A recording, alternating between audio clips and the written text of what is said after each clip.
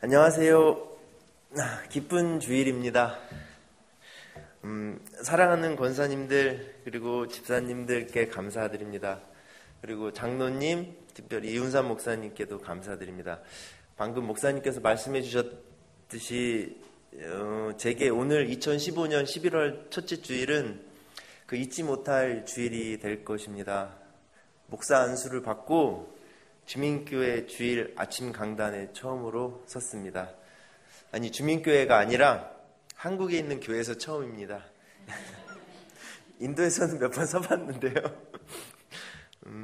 제 발가벗은 모습, 성장하는 모습들 다 지켜보신 권사님, 장로님들 비롯한 여기 여러 선생님들 계신데 하염없이 고개가 숙여집니다.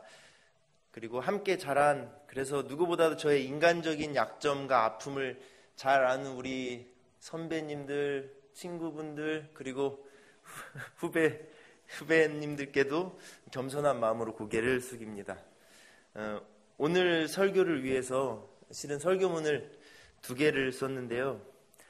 어떤 말씀이 지금 우리 주민신앙 공동체에 더 절실한지 판단이 안 서서 기도하다가 어렵게 지금의 말씀으로 이제 금요일에 정했습니다. 하지만 또 막상 또 준비를 하고 나는데 자신은 없습니다. 다만 하느님의 거룩한 영이 오늘 이 자리에 함께 하셔서 저와 우리 주민 성도들의 마음을 만져주시기를 기도할 뿐입니다. 목사님께서도 말씀해 주셨고 또 오후 모임을 열심히 참석하신 분들은 제가 인도에서 뭐 하고 있는지 잘 아시리라 생각되고요. 그래서 오늘 이 자리에서는 그런 말씀을 드리기보다는 인도에서 우리 교회를 생각하며 가졌던 제 신앙적인 물음들, 고백들을 같이 나누고자 합니다. 지난 올해 8월 15일에 제가 그때 인도에 있었는데요. 8월 15일이 무슨 날이죠? 예, 우리 교인분들은 역사의식이 있으셔서 광복절이라고 나오는데 보통은 우리 청소년들이나 청년들한테 물어보면 쉬는 날이라고 나오기도 합니다. 인도도 쉬는 날입니다. 8월 15일. 왜냐면요, 인도의 광복절도 8월 15일이에요. 한국이랑 똑같습니다. 신기하죠? 그래서 특별히 제가 살고 있는 곳은 그 인도 타밀나두라는 주에 속해 있는 첸나이라고 하는 도시입니다. 그 첸나이는 인구가 800만 정도 되는 대도시이고요. 타밀나두라고 하는 그 주는 면적이 우리 남북한 합한 크기만한 주입니다. 그러니까 경기도 한 도 크기가 우리나라 남북한 합친 크기입니다. 그 도의 주도입니다. 주도시. 그래서 이 타밀나두에 살고 있는 민족을 일컬어서 타밀족이라고 하거든요. 근데 이 타밀족들이 참 신기한 게 그들이 사용하는 언어나 문화가 우리 한민족하고 굉장히 유사한 것들이 많습니다. 간단하게 말씀드리면은 있습니까? 있습니다. 이게 우리나라 있습니까? 있습니다를 그 타밀 사람들은 이르까? 이르끄 그래요. 좀 비슷하죠? 좀 더 비슷한 거. 여기저기, 인게, 엉게. 이것저것, 이드아드 이렇게 말이 비슷하고, 그리고 언어로는 교차어를 사용하면서 우리나라처럼 조사가 붙고 어떤 문맥이 이렇게 왔다 갔다 바뀌어도 이해를 할 수가 있습니다. 그리고 아빠 엄마를 똑같이 저희랑 사용합니다. 신기했어요. 맘 이런 게 아니라 데디 이런 게 아니라 아빠 엄마를 똑같이 해요. 그 다음에 가장 비슷한 말 중에 하나, 일로 와. 우리 일로 와. 인도 사람들, 그 타밀 사람들 인게봐. 비슷하죠. 인게봐. 인게가 아까 여기라고 그랬잖아요. 일로 와. 아무튼 이렇게 유사한 점이 많은데 이 타밀학과 제가 이제 사는 곳은 마드라스 크리스찬 컬리지라고 하는 그 대학교 안에 있는 캠퍼스에 살거든요. 그 캠퍼스 안에 살다가 이 8월 15일 날 저랑 친하게 지내고 있는 그 교수님들, 정식 교수는 아니고 강사들이에요. 저랑 나이 연배가 비슷한 분들을 모시고서 이제 저녁을 함께 했습니다. 이분들이 과가 어디 과냐면 타밀학과예요. 타밀학과라고 하면은 우리나라 국어국문학과 정도로 생각하시면 돼요. 이분들하고 이제 저녁을 먹으면서 당연히 이제 서로 독립기념일, 광복절이 같으니까 그게 주제가 돼서 막 이야기를 나눴어요. 근데 한 분이 묻는 거예요. 저를 이제 미스터 리로 부르거든요. 야, 미스터 리, 너네는 참 신기한 게 있다? 뭔데요? 그랬더니 우리도 영국의 식민지였고 너네도 일본의 식민지였는데 우리 인도 사람들이 영국 그렇게 증오 안 하는데 한국 사람들은 이렇게 보니까 일본을 너무 증오하는 것 같아. 왜 그래?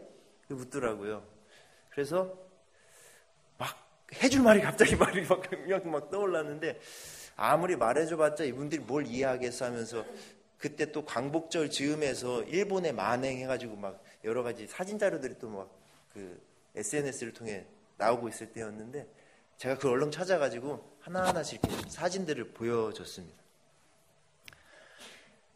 잔인한 사진들이 너무 많았죠. 그거를 보더니 이분들이 너무 놀라시는 거예요. 자기들도 아마 이런 고통을 겪었을 텐데 이런 자료를 그래도 이렇게 보관하고 이것을 지금 한 나라의 한 민족이 이것을 공유하고 있다, 그 아픔을 공유하고 있다는 게 좀 신기한 듯 이야기를 하셨고, 그러다가 중요한 어떤 한 분이 아주 제게 중요한 질문을 던졌습니다. 야, 그때도 기독교인은 있었지? 일제시대. 그럼요. 그때 독립 이 운동을 이끌었던 주요 세력 중에 하나가 우리 기독교인들이었습니다. 그분이 물었습니다. 그래, 게다가 너는 목사지, 기독교인이고. 그런데 너가 믿는 그 신은 너희 민족이 그렇게 고통당할 때 그때 거기서 뭐 했냐? 라고 묻더라고요. 너가 믿는 그 하나님, 전지전능한 하나님은 그때 수많은 기독교인들이 그리고 선량한 백성들이 무자비하게 일본의 총칼에 목숨이 쓰러져 갈 때 그 하나님은 뭐 했냐? 어디 계셨냐? 라고 물었습니다. 주민공동체 질문해봅니다. 우리가 믿는 하나님은 그때 무엇을 하셨습니까? 대답은 안 하셔도 돼요. 아니, 지금 2015년 대한민국 이 땅의 수많은 불의와 악을 보면서 우리가 고백하는 그 하나님은 무엇을 하시고 계십니까? 라고 먼저 질문을 드리면서요. 보네포 목사님 이야기를 잠깐 드리겠습니다. 독일의 디트리 보네포라는 목사님이 계셨습니다. 우리 주민교회 교우분들은 잘 아실 겁니다. 세계 2차 세계대전 당시 그 독일인 보네포 목사님이 히틀러를 암살하려다가 체포됩니다. 그리고 나치에 의해서 재판받을 때 재판관이 이렇게 물었습니다. 당신은 왜 히틀러를 암살하려고 했소? 그러니 보네포 목사님이 말씀하신 유명한 이야기가 있죠. 만약에 승객을 가득 실은 버스를 운전하는 사람이 미쳤다고 합시다. 그러면 당신 같으면 승객들을 위해서 그 미친 운전사를 끌어내리지 않겠습니까? 라고 대묻죠. 기억나시죠? 들어보셨죠? 그분은 실은 25살에 신학 교수가 됐던 천재였습니다. 하지만 보네포 목사님에게 실천 없는 신앙, 행동 없는 신앙은 죽은 신앙이었기에 그때 2차 세계대전 당시에 그 전쟁을 피해서 미국 생활을 하고 있었는데 그 미국 생활을 접고 다시 나치의 군합발이 시퍼런 독일로 들어갔습니다. 왜냐? 히틀러를 죽이기 위해서요. 목사가 히틀러를 죽이기 위해서. 그러다 히틀러 암살 계획이 발각되고 종전을 앞둔 해방을 앞둔 우리에겐 해방을 앞둔이죠. 그 1945년 7월달 한 달 앞둔 그 7월달에 형장의 이슬로 사라지셨습니다. 그분의 나이 36에 돌아가신 겁니다. 그분이 대학 강단에서 강의하고 계실 때 나를 따르라라는 책을 썼습니다. 그 책에서 보네포 목사님은 당시의 독일의 기독교인들에게 이런 말을 합니다. 여러분은 값싸는 애, 싸구려 은혜에 취해 있습니다 하면서 이야기합니다. 구체적인 이유들에 대해서. 여러분들도 한번 함께 생각해 보시기 바랍니다. 값싼 은혜, 싸구려 은혜란 한번 다 같이 읽어볼까요? 하나, 교리적인 신앙생활이나 진정한 복종 없는 신앙생활. 두 번째, 거룩하게 되는 것 없이 옳다고 인정받는 것. 세 번째, 단순한 복음을 복잡하게 하는 것. 좀 천천히 할게요. 네 번째, 죄를 계속해서 범하며 사죄 기도를 드리는 것. 다섯 번째, 형제와 이웃과 평화하지 못하면서 세계 평화를 외치는 것. 여섯 번째, 죄인이 아니라 죄와 화해하는 것. 일곱 번째, 성례전의 종교적 위안을 헐값에 팔아버리는 것. 마지막 여덟 번째, 질문도 하지 않는 신앙. 사실 이 말씀으로도 여러분들에게 큰 울림들이 있을 거라고 보여지고요. 다시 제 이야기로 돌아가겠습니다. 제가 있는 곳이 인도잖아요. 인도는 다종교 사회입니다. 주요 종교만 꼽아봐도요. 힌두교, 이슬람교, 시크교, 자이나교, 불교, 기독교, 유대교 등등등 엄청 많죠. 어디나 그렇겠지만 특히나 인도 사회에서 그리스도인으로서의 정체성을 갖는 것은 생명과도 같습니다. 왜냐하면 다종교 사회 속에 살고 있기 때문에요. 수많은 종교들의 가르침과 윤리들은 비슷비슷한 내용들이 많습니다. 그런데 이런 다종교 속에서 저는 하필이면 내가 왜 기독교인이고 게다가 선교사로 이곳에 와 있는지 고민을 해야 했습니다. 기독교를 기독교답게 하는 저만의 그런 답을 찾아내야 했습니다. 기독교인? 기독교? 예수를 메시아 또는 그리스도라고 고백하는 종교, 이런 어떤 정형화된 정의 말고 그 예수가 어쨌기에 내가 예수를 그리스도로, 메시아로, 나의 구원자로 나를 구원시키시는 분이라고 고백하는지 그 저만의 대답을 찾아야 했습니다. 그래서 고민하고 질문도 하고 뜨거운 눈물로 기도도 하면서 하나님께 애원했습니다. 때론 응답 없는 하나님께 화를 내기도 했고요. 묻고 또 물었습니다. 그러다가 어느 날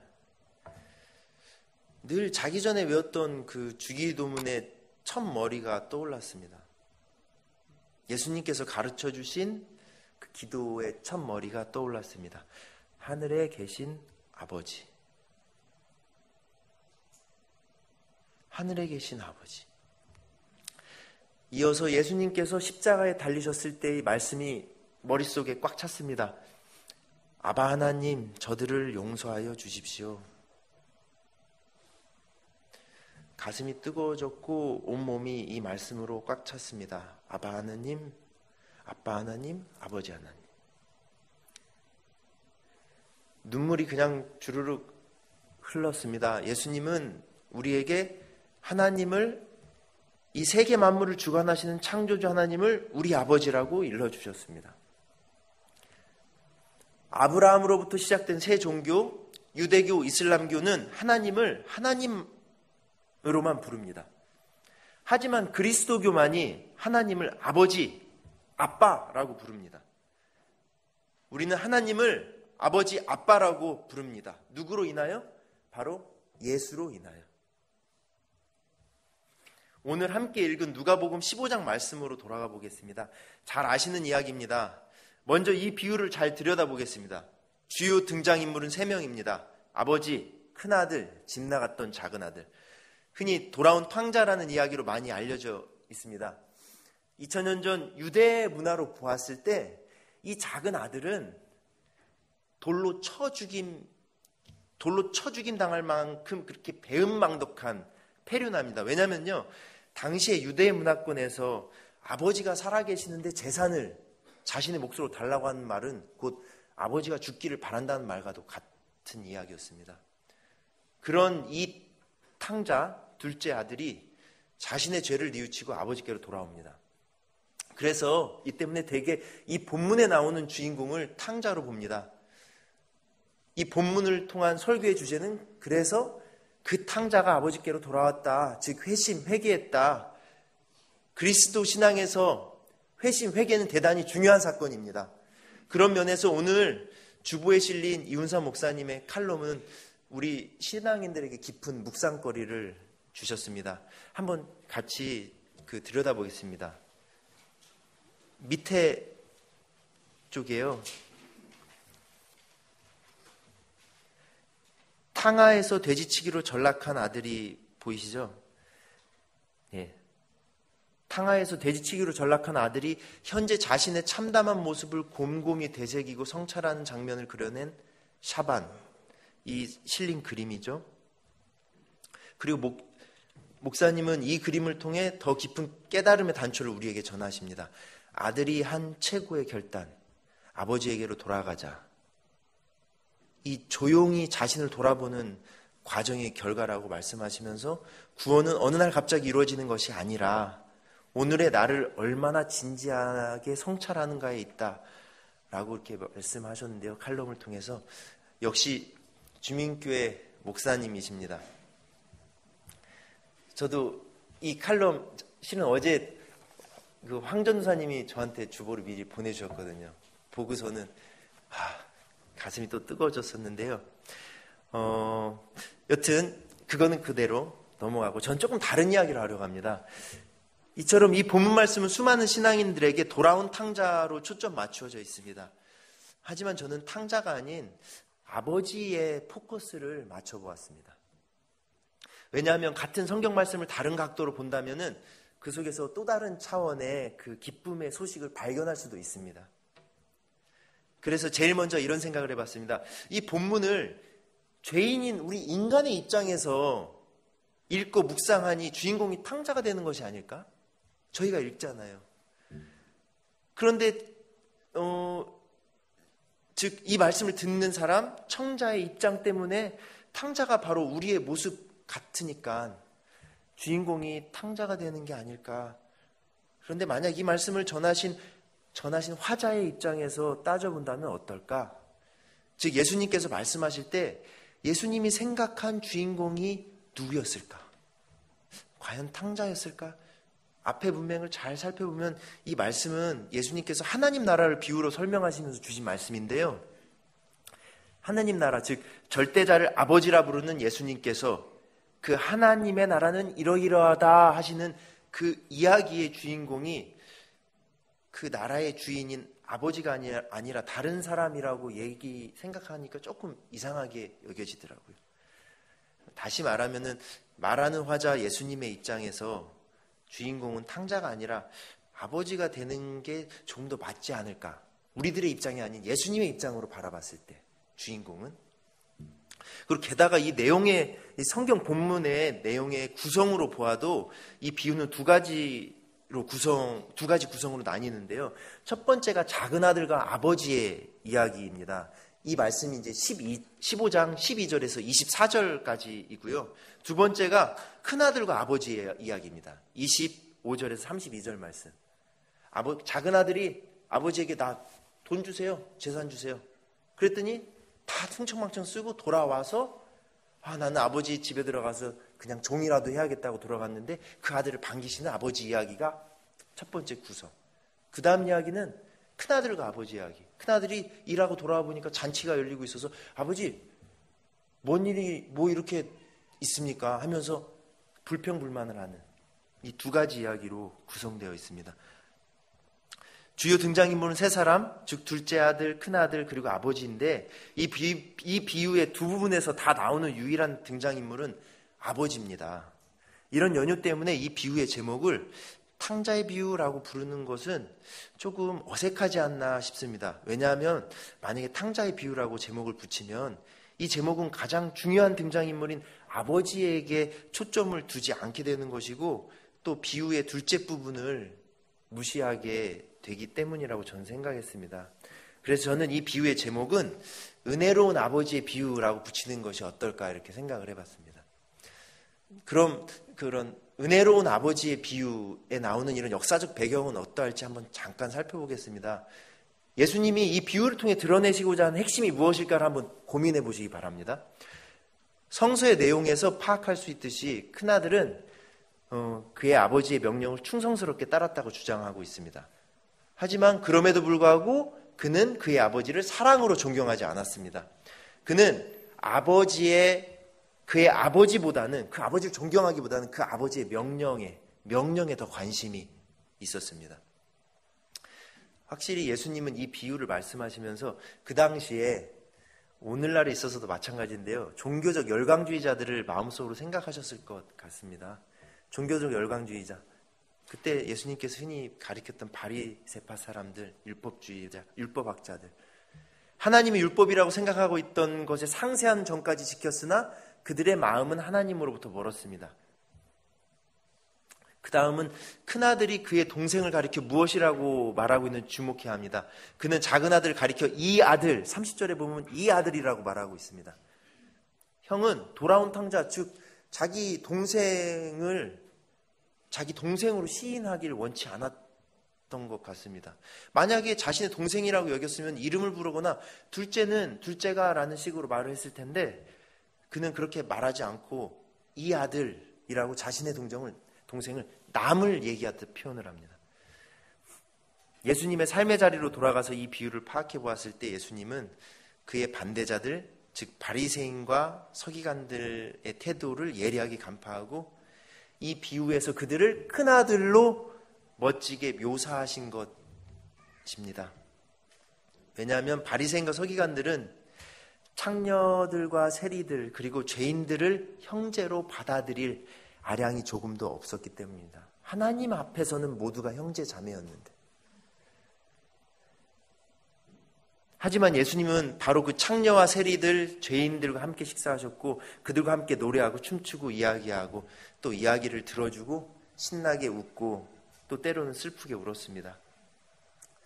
하지만 바리새인들과 서기관들은 달랐습니다. 그들은 남들이 보이는 곳에서는 큰 소리로 기도하기를 좋아했고 또 율법의 하나하나를 지키며 그렇지 못한 사람들을 죄인으로 정죄했습니다.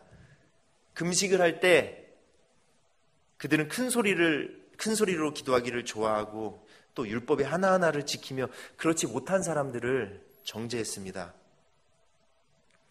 이들은 사회의 지도층들이었고 대도시 예루살렘을 대표하는 가진 자, 권력자들이었습니다.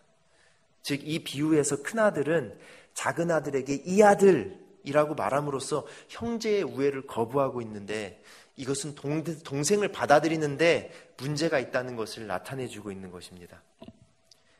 예수님은 바로 예루살렘으로 대표되는 그 바리새인들과 서기관들이 갈릴리로 대표되는 민중들을 거부하는 것을 보시고 이 비유에서 예리하게 지적하신 것입니다.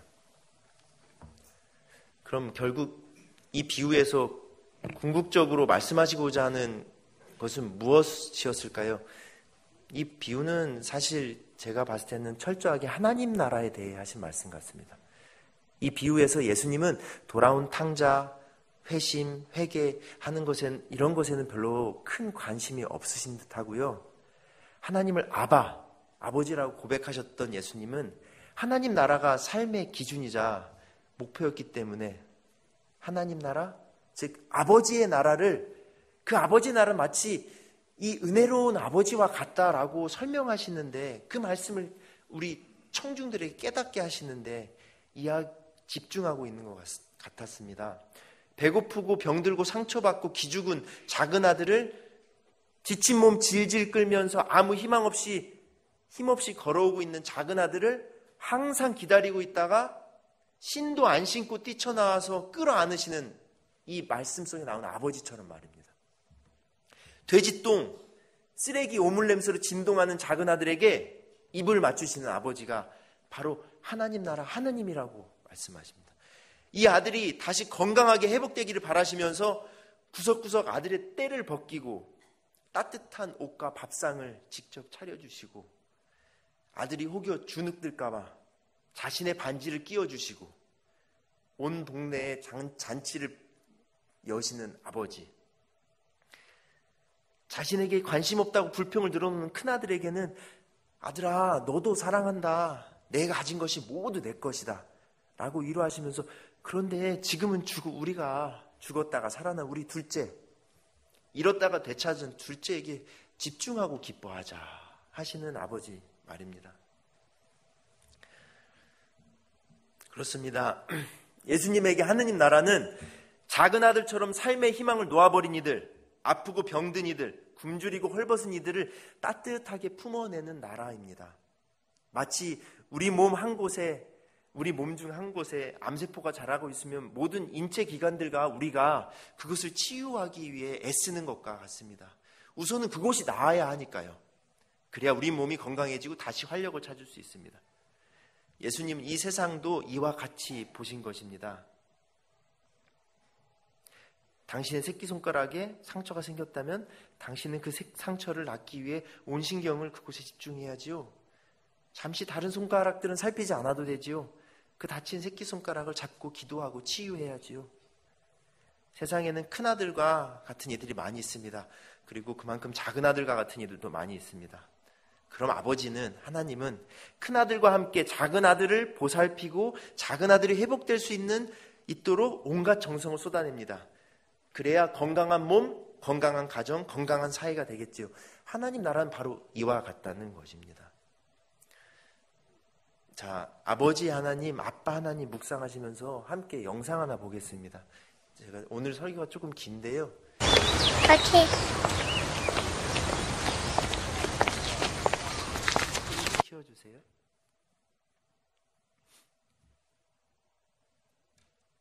불 꺼주시고 영상만 틀어주세요. Daddy is the sweetest daddy in the world. Daddy is the most handsome. 네, 저기 밑에 제가 자막을 넣긴 했는데 간단하게 이야기하면은 아빠랑 딸이 나오는데요. 딸한테 아빠는 세상에서 가장 멋진 사람이고 돈도 잘 벌고 그리고 잘생겼고 슈퍼맨입니다. 딸에게 아빠는 슈퍼맨입니다. 그런데 딸이 편지를 쓴 내용이에요, 이게. 그런데 딸이 나중에 뭐라고 얘기하냐면 편지에 그런데 우리 아빠는 거짓말쟁이입니다 라고 얘기해요. 왜 거짓말쟁이인지 봐주시기 바랍니다. 그리고 이 영상에서 나오는 이야기가 실은 우리가 고백하는 그 하나님 아버지의 이야기와 좀 맞닿은 부분이 많이 있다고 생각이 듭니다. 같이 보시겠습니다. 오케이.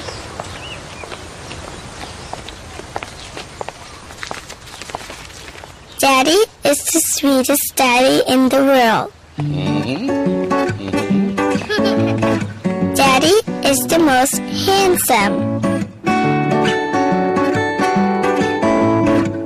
The smartest.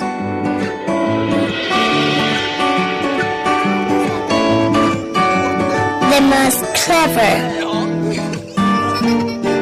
The kindest.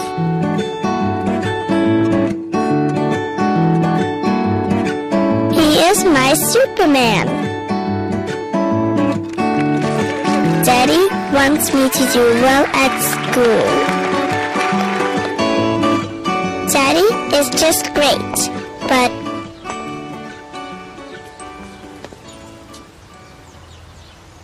he lies.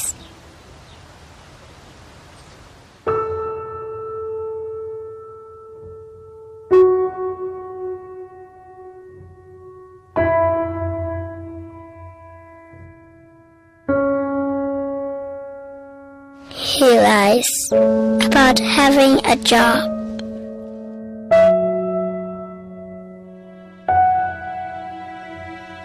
He lies about having money.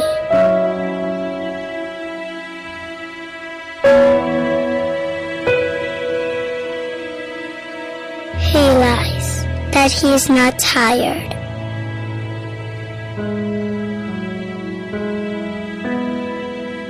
He lies that he is not hungry. He lies that we have everything.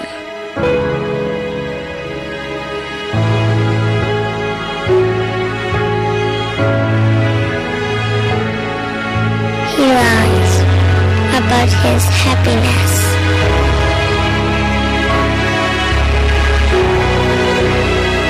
He lies because of me.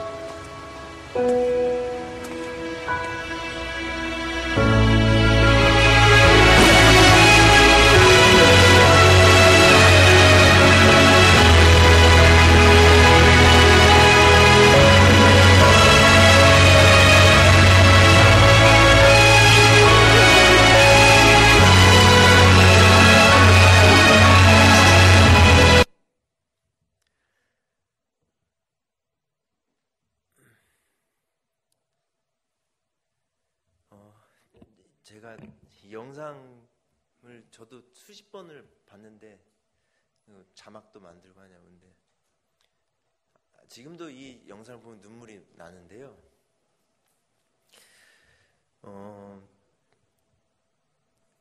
아빠가 돼서 그런가 그것도 있지만 요즘 같은 세상에 우리가 고백하는 하나님의 모습 같이 보였습니다.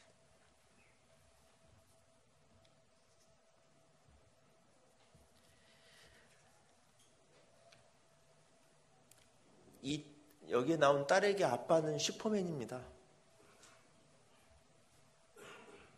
아빠는 슈퍼맨입니다. 하지만 그 아빠는 늘 딸을 위해서 일하고 울고 계십니다. 인도 친구가 던진 질문을 다시 해봅니다. 그렇게 고통받고 있을 때 너의 그 전지전능한 하나님은 어디 계셨니? 뭘 하셨니? 대답합니다. 하나님 우리와 함께 울고 계셨습니다. 우리를 위해 일하고 계셨습니다. 지금도 아버지 하나님은 울고 계십니다. 하나님이 우리 안에서 울고 계십니다. 그 하나님은 우리를 위해 일하고 계십니다. 하나님은 요술적, 마술적 요행을 부리시는 도깨비도 아니고 슈퍼맨도 아닙니다. 전지전능하신 하나님의 고백은 이런 맥락에서 나온 말이 아닙니다.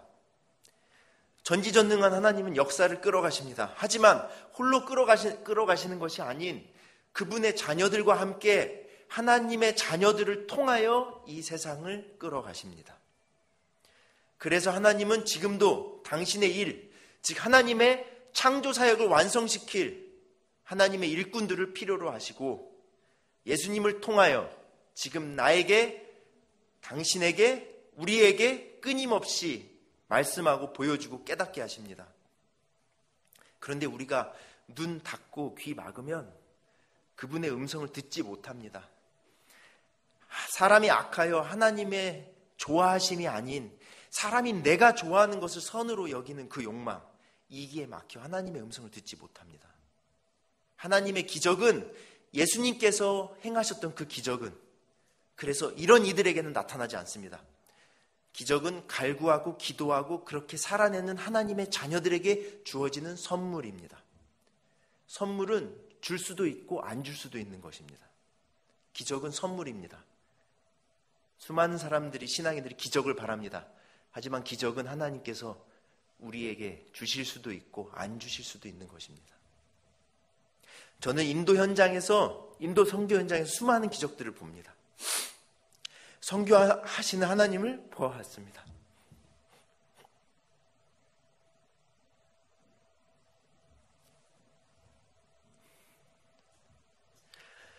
주민의 역사를 통해 선교하신 하나님을 보았습니다.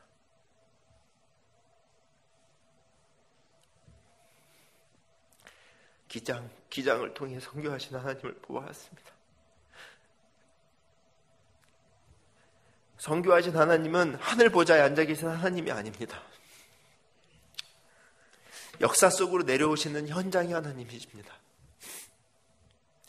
마국간과 골고다 현장에서 몸으로 생명을 보듬고 새롭게 빚으시는 하나님이십니다. 애굽으로 내려오신 하나님, 광야에 임재하신 하나님이십니다. 모든 그리스도인은 선교적 사명이 있습니다. 그들의 삶의 자리에서 그들은 선교사여야 합니다. 선교는 현장의 하나님, 마국간의 하나님, 골고다의 하나님을 만나는 일입니다. 그 선교의 현장은 인도이고 동시에 한국입니다. 하나님의 선교를 위해 우리 사회 곳곳에 소금과 빛의 역할을 하는 그리스도인들이 있는 한, 그분의 영 안에서 아버지 하나님 하고 고백하는 여러분들이 있는 한 하나님 나라는 오고야 말 것입니다. 아바 하나님 신앙 고백 크게 외치시기 바랍니다. 그분의 자녀들을 만나는 놀라운 역사가 일어날 것입니다. 기도하겠습니다.